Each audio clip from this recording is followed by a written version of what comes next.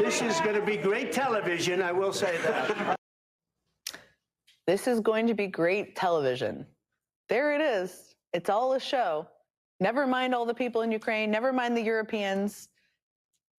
And maybe, as some have speculated, that show was some kind of premeditated ambush, a setup cloaked as a pool spray, an excuse to abandon Ukraine.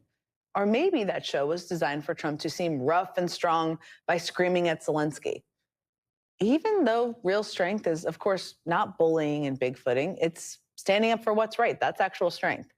Or maybe that show was just a big old gift to his pal Vladimir Putin. Maybe that was it. Maybe it was all the above. But whatever the intention, it's clearly part of an ongoing effort by the Trump administration to control the narrative to avoid accountability, to only let the public see a sliver, and it's all what they want them to see. And I want you to keep that in mind when you listen to this exchange from Friday's meeting. Why don't you wear a suit?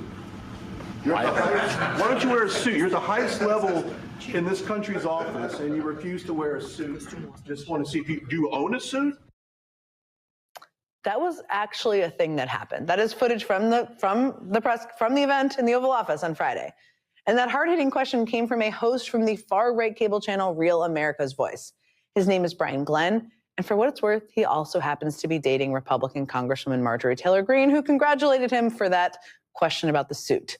Now, by choosing to put that guy in that room, and by allowing a Russian reporter to find his way in the room earlier, however that happened, that's exactly the kind of question Trump wanted to hear. That's exactly the show that Donald Trump wanted to put on. David Remnick is the editor-in-chief of The New Yorker and the former Moscow bureau chief for The Washington Post. Michael McFaul is the former U.S. ambassador to Russia, and they both join me. Now, I can't think of two better people to help us understand what just happened on Friday. Let me start with you, David. I mean, I want to start by just getting your reaction to what you saw on Friday. You've covered how many meetings in the United States, in Moscow, and other places around the world? What were you thinking when you were watching that? I've never seen anything like this. It's absolutely unprecedented, and carried out, if this goes in the direction that it seems to be going, this meeting will be remembered as a moral and a strategic disaster initiated by the President of the United States and his Vice President. And it had all the uplift and spectacle of a mugging.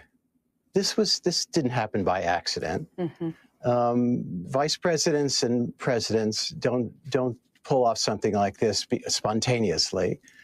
They waited to the last question. It was apropos of almost nothing.